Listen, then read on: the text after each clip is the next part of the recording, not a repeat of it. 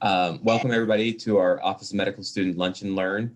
Today we have presenting Dr. Alicia Ford, and I will turn it over to her and let her talk about her current research, ongoing research, and opportunities for students to participate. And then we'll have a little bit of a Q&A just to cover anything that may be potentially relevant. All right, great. Well, let me share my screen here. So I got some slides together to keep myself organized. So otherwise, it's easy to go on and on. You know, we can talk about our research forever. So cognitive impairment, cognitive recovery, and substance abuse is really the kind of main line of my research that I'm working on right now. And I thought it'd be helpful just to give folks a little bit of background sort of about me and my clinical interest and kind of training might give you a little bit better idea of the types of things that I'm interested in, kind of the angle that I come at things with. So my training background is I am a neuropsychologist. So clinical neuropsychology is my specialty area. And so what that is, because that's not the most common area of psychology necessarily. So it's kind of a blending of combination really between clinical psychology and neurology and neuroscience. So kind of the melding of those. So in neuropsychology, we're trained first as general clinical psychologist. So all of things of human development and social psychology. We get all the training and psychotherapy processes, psychological, research and research methods, all of those traditional things. But then also have a real focus on the kind of aspects of overlap of neurology and neuroscience, of how those things come together. And so usually when you look up sort of definitions of clinical neuropsychology, the main description that we give is that basically what we're really interested in is understanding the relationships between the brain and the rest of the nervous system and behavior. So that's really the broad general thing. And so how that kind of plays out in practice is diagnosis of brain disorders. So lots of folks work in diagnosing dementias. I did that as a primary aspect of my clinical work when I was working full-time as a clinical neuropsychologist. So diagnosing specific brain disorders, traumatic brain injuries, learning disabilities, ADHD, developmental disorders, those types of things.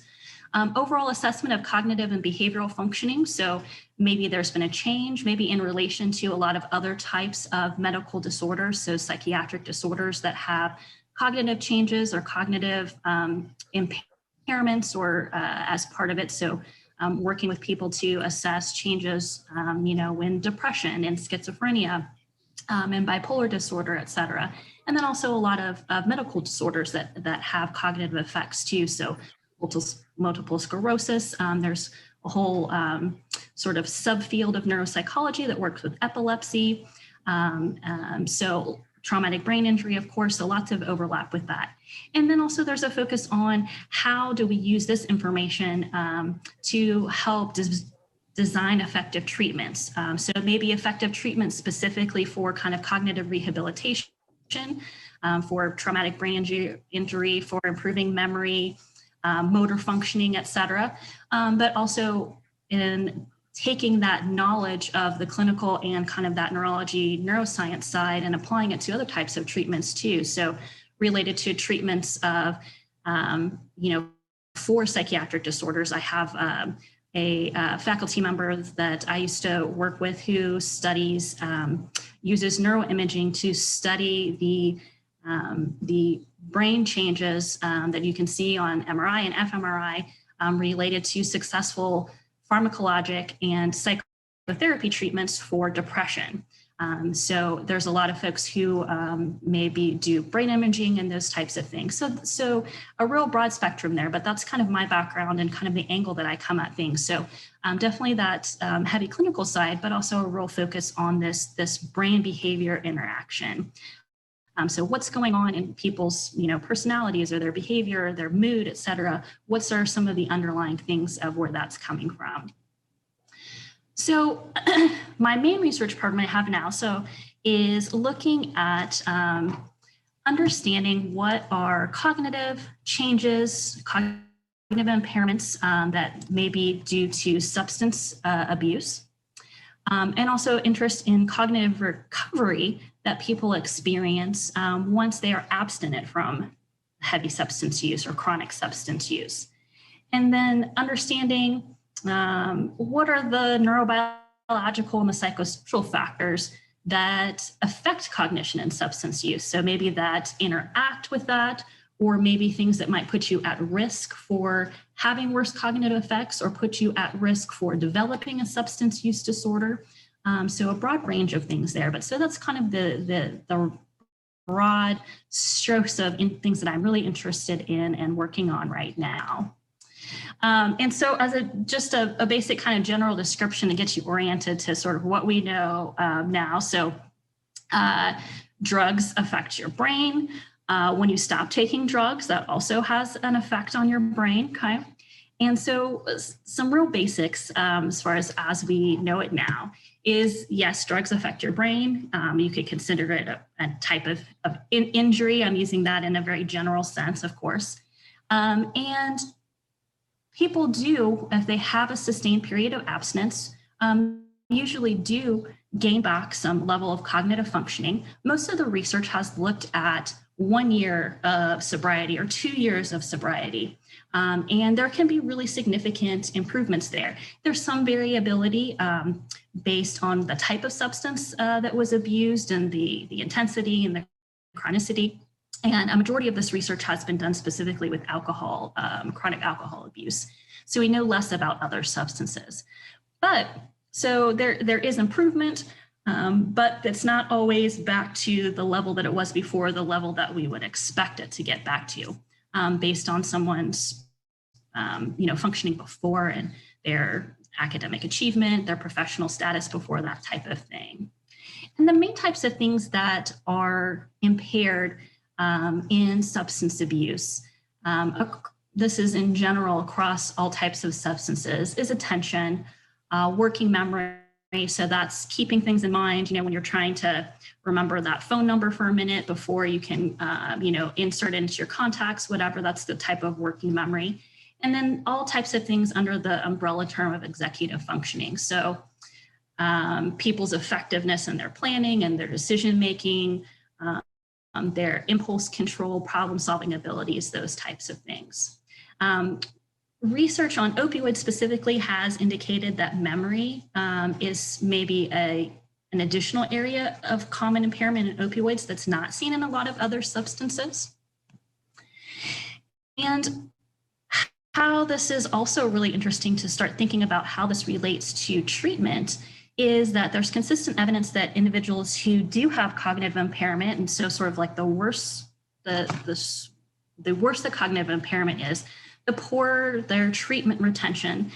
So the earlier they leave treatment and the higher their relapse rates. So they're relapsing at higher rates. They're starting to reuse substances in a shorter period of time, which if you think about it, kind of makes sense. If maybe I'm not at my cognitive best, and then now here I am in this intensive treatment program where I'm trying to change everything about my life, that would be hard for any of us, even when we're at our mental best. And what if I'm having a lot of cognitive impairments? I have really poor attention. It's hard for me to make decisions and really put things together in the way that people are asking me to. I might be hard pressed to persist in treatment as well. So we know some things about this, right? But there's a lot of open questions still in this area. So what is things like, what's the rate or pattern of natural brain recovery? So most of the studies, as I said, have been done like 1 year, 2 years out, but how quick does that happen? Do you really peak after 6 months and then you're good? Is there a time where it takes 3, 4 months, 2 weeks before you start to improve? We don't really know that.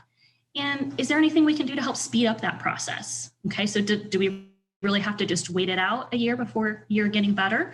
Or is there some things that we might be able to do, in a cognitive rehabilitation type of idea to help speed up that process? then definitely what are the mechanisms that are underlying this brain recovery, right? What are there neurotrophic factors, right? Are there different inflammatory markers, different hormonal changes? Don't really know. And then are there individual factors that might affect this, right? Somebody's personal history of, trauma or specific substances that you used, a whole range of things, a history of mood disorder or not mood disorder.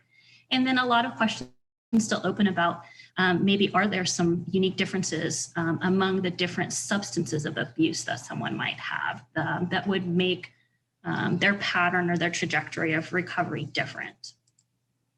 So this is kind of just my broad long-term goal sort of with the research program that I'm working on, is really to kind of understand some of these types of processes so that we might be better able to help people improve and improve that cognitive functioning so that they are hopefully better able to engage in treatment and to make those changes that they are wanting to make, trying to make when they are trying to stop using an addictive substance. So I've got 4 kind of current studies, one finished and kind of in the processing mode, and a couple of ongoing ones. So I just want to tell you a little bit about those because there's some opportunities with at various points with these different studies for folks that might be interested in getting some different types of research experience. So the first one is, and it's important when you're making studies that you got to come up with some kind of acronym. So the first one is CREST. And this is a study that has been, the data collection has been completed. And these are kind of the main questions that we were interested in. So what is that rate of natural recovery in early abstinence? And I was working with Dr. Vasquez San Roman on this, and she is very interested in neurotrophic factors and BDNF, and so we were curious about what's the pattern of BDNF change in early substance abstinence period, and then how might these things relate to various kinds of psychosocial factors that we can measure, so things like mood, trauma history, self-efficacy, how people are feeling about their ability to make changes, that types of things. And so the basic setup is that working with patients in their first month of residential treatment. So they've gone through detox and now they are in an intensive living in a residential treatment program. We looked at any substance, though I did skew towards opioids. If I had a choice of, a limited number of people coming into the study, we did skew a little more towards the opioids. And so what we did is we took cognitive tests. I did cognitive testing with folks at the baseline, so when they first came into treatment, and then again, 4 weeks later. We did psychosocial questionnaires, and we also took blood samples, and we took blood samples at the beginning and actually in the middle and then at the end again to look at. And so some initial results that we have from this study. So that idea of natural cognitive recovery, okay? So starting off, we saw our folks had, this was 30 participants that we were working with in this study. And we found kind of consistent with previous research, the types of impairments that people had were processing speed, attention, executive functioning. And this is sort of their rates of impairment. So, many people aren't used to looking at kind of thinking about these in like T-scores and things. So we're talking about standard deviations like between a half and 1 standard deviation. And to put that maybe in a scale that's maybe more familiar to most people, if you were to think about if we were talking about this on an IQ scale where 100 IQ is average. So we're talking about people who, when they started out, that we would expect to be at that 100 level of an average IQ. We're testing out at what would be equivalent to, say, an 85 to maybe a 90. And so experiencing a likely decrease in their cognitive abilities at that point when they first came into residential treatment. And then, so looking at them again at the end of the month, there were significant improvements in those same areas. And those are, again, consistent with previous research that we saw that. But what's interesting is we saw that change just within the first month, right? So most other studies had been looking 1 year out, 2 years out. And we're seeing just in this small pilot study at least, an indication that these changes may be happening pretty quickly of people really having a lot of improvement in an early period of abstinence. And so there were some students that were able to help out with this and actually collecting this clinical data, working with me and actually learning how to administer these cognitive tests and taking that, helping with blood sampling, et cetera. And then we have done some, Dr. Vasquez and her team have done initial analysis on the BDNF changes. And so looking at different changes of pro-BDNF and mature BDNF changes. And actually, so May Khaled, who was a master's student, now a first-year med student, worked on this as part of her master's project to analyze and present some of these.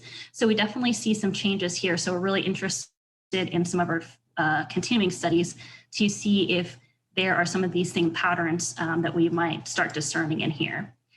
And then we're also interested in looking at how do these relate to psychosocial factors. So I've got measures of things, a range of things. And this data actually still needs to be analyzed, so that's a potential opportunity. Heston Richardson did just work with me recently on a research month to extract data from medical records that we got from the treatment facility. So we have also some other medical data, but we haven't put those all together to analyze yet. So the second study I'll mention focuses, is very similar, sort of adding another level to that same one. So CREST-2, so this is going to be starting data collection coming up here in the summer. It builds on that study I was just talking about. So basically the same procedures, but we're doing a longer data collection period. So following people hopefully up to 8 weeks that they are in treatment or when they move to transitional living or go outpatient, continuing to track them. But again, looking at cognitive functioning, taking blood samples, and various psychosocial measures. This is focused specifically, though, on patients with opioid use. And we also have a component of add-on of taking salivary microbiome samples because we're interested to see in how does the microbiome, microbiotic changes that we might see over this 8-week period interact with changes in mood, with changes in cognition, with changes in the blood factors as well. And so Dr. Kohler is very interested. That's microbiome is his specialty area. So he is working on this and will be doing that part. So we've got some funding for this. So that's going to be coming up later this summer when I am finishing out the study that I'm doing right now, which is this number 3. So this study is really looking at that question of, so we've got this natural cognitive recovery process that happens. Can we speed that up? So I am collecting data on this right now, actually just taking a break from doing that today and running through June of this year. So following patients again across that first month of residential treatment, specifically for opioids, taking those very similar measures, except what I'm doing in between there now is testing out a cognitive training intervention program, which has been shown to be helpful in various other types of medical disorders that do have cognitive impairment components to them, or cognitive change components. So like multiple sclerosis, it's been tested most extensively in like mild cognitive impairment. But this is a program that is designed with a neuroscience background and basis. So it's not like your Lumosity. This is a much more intensive and targeted. Because we have known for a while, we use cognitive rehabilitation, of course, for traumatic brain injury, and then it's been tried with various other disorders, psychiatric disorders, mostly in schizophrenia that have as cognitive impairments, but have started looking at some other things as well, but hasn't been tested in substance use yet. So testing out this program, some folks are assigned to an active control session where they are playing these kind of brain games that, might be fun to do, but haven't shown to have significant long-term help. So crossword puzzles, Sudoku, those types of things. So they're still getting the same 3 times a week for a month, kind of extra attention and focus, but doing something that's thought not to be as effective. So that is continuing on for the next month. So soon there will be data from that project to be working on. And the last thing that will be coming back up is the study on chronic pain and substance use treatment. So a question about thinking about folks who are in outpatient treatment, so have already gone through initial detox, maybe an inpatient program, and are now at maintenance in the outpatient level for opioid use disorder, but who have a history of chronic back pain. And maybe that's what initially got them into opioid use disorder for a lot of them. But so they still have this chronic pain. So if we could provide on an outpatient basis OMM treatment, might that help improve their abstinence rates and decrease relapse? And then taking a lot of interesting measures to go along with that. If that does have an effect, are there things that we can see that might explain how the OMT is actually helping that? So neurotrophic, inflammatory markers, how does that all relate to psychosocial factors and cognitive changes? So this is a lot of team working on these specialty areas. So Dr. Vasquez San Roman and Dr. Davis, really interested in those blood markers that we have. Dr. Dyer's helping with the OMM, and Dr. Croft is kind of working overall on this. So this was a study that was going on pre-COVID and got shut down. So waiting to restart that later, hopefully in the early fall. And so we provide this 6-week treatment that we're going to test out compared to a group that gets assigned a sham muscle stimulator treatment. So taking all these things. So some other interests that I have, cultural competence. So I actually started my graduate career as a multicultural psychology researcher. Still very interested in those type of factors and teaching and talking about those types of things. Positive psychology as well. My mentor is one of the main figures in building positive psychology. And so still very interested in a lot of those concepts and factors. And then also a general interest in things about student and trainee wellness, and have some data actually with that. So some potential things for medical student involvement with these. So depending on maybe your interests and experience and abilities, so I definitely could potentially use help with data entry and data cleaning for a couple of these studies that have data collected already. We also have a big, with Dr. Stevens, Vivian Stevens, have collected over the years this recurring wellness data on many of the earlier classes of medical students. So there is a lot of potential there. We have a lot of things we haven't looked at yet. If you do have some experience with data analysis and statistics, there definitely is potential to get in there with data that exists now and get some, potentially get some nice quick things out of it if you know how to work with that, to pull out some questions. And I'd be really happy to work with some folks who have that experience to help you identify maybe a question or two that you could look at and pull out some nice data to get some presentations and publications with. Possible clinical data collection with that CREST-2 study, depending on your time and availability. And then maybe potentially some other things that maybe you might be interested in that, potentially some ideas that we might kind of collaborate on or work with. So thinking about, if you've got summer research, potential experience, research month, be happy to work with folks and talk with folks who might have that availability and interest about what might be done. And then, very short term here, right? The mentor-mentee grant announcements just came out due on the 17th. So if somebody's really serious potentially about getting involved in some research coming up soon or something that we can develop to put in to potentially get some funding for that, be very happy to talk with folks about that. So that's all I have. I'll stop sharing this here and see if we have any particular questions. Okay, sorry about that. I just asked a question, but I was muted. So can Did you provide contact information or how students can get in touch with you? You know what? I don't think I did. Yeah, I don't think I did put my email on there. Okay.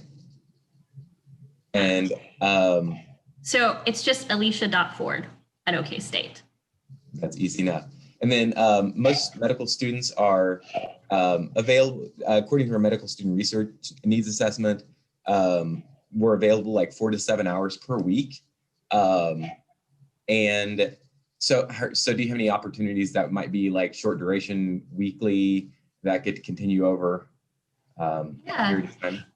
Yeah, I think definitely. And I think depending on sort of what somebody's experience is, definitely there's various data sets that I have that still need some, I have some things that are sort of paper forms or need to be, reverse scored items, things like that, helping with some specific data entry and data cleaning type things that we could piece out to be responsible for, certain measures or a certain number of participants, things like that. Or folks who do have maybe some statistical background and experience, we could carve out a little, small piece of that might be able to be worked on. So I think there's definitely is a lot of potential for folks who may have, some set amounts of time that they could block off and use that we could really identify some real specific things that you could put into that. And then of course, certainly there's some bigger things that get to be done that for folks that might have a whole research month or a whole summer period that we could maybe find something, a good piece that you could really get into and maximize and get done within that time to look at and, have a presentation ready to go out of that, for example. And the only other question that I had, I think you answered just about everything, but are there any opportunities that you would have for students at the Cherokee Nation campus? Yeah, so I think for a lot of that we would be able to do for folks who are down at Cherokee Nation as well through setting up some secure data transfer and passwords and things like that for access to some of that. And some of the data sets are already fully de-identified. And so that would be something that folks would still be able to help with and work with as well, even if they're not here in the Tulsa area. Okay, thank you. That's all the questions I had. Tully, did you have anything that we might have missed? No, just like, the basic questions of like you said, you have the data that they can look at. And maybe some people are very new to it and are kind of hesitant to reaching out to you. Do you recommend that they go ahead and reach out to you, like even if they wanted to do maybe an abstract or a poster, and what your thoughts are on that? Yeah, definitely. Yeah, no, I definitely would encourage folks because I think there definitely are pieces of this that can be pulled out that you don't have to, that you can kind of work with and get a good understanding on pieces of that. And actually, so students that have worked with me, on these various projects, students that did the clinical data collection had no experience in that. So if that's something you might be interested in and you do have a whole month that you'd be able to potentially do that, I am able to train folks up and work with them until they are able to do that. And for some of the other kind of data extraction or working with some of the data, we just set up a time to kind of go over it and I walk you through some of the things to help you understand what's, what are you really looking at and what are we really interested in. And we make some really nice sort of data entry forms to keep track of everything and explain what the different variables mean and what you might be using that for. So I think it can be a really good chance for our folks to have that first involvement of being able to, get assigned and work with a certain piece of that to start to get to know that and get to see that whole process within a relatively contained period of time. Okay, well, that is it for me. Thank you, Dr. Ford. Yeah, absolutely. Yeah, thank you for presenting. Anything else that you want to add? No, just, I'm just happy to talk to the students who might be interested or if they have some other things that they think might overlap or wondering about some things, definitely just get in contact with me and I'm happy to chat with you and see what we might be able to work out. And, I enjoy doing it, but it also helps me out and it also helps students out of getting some of that more experience. So Happy to talk to anybody who might be interested.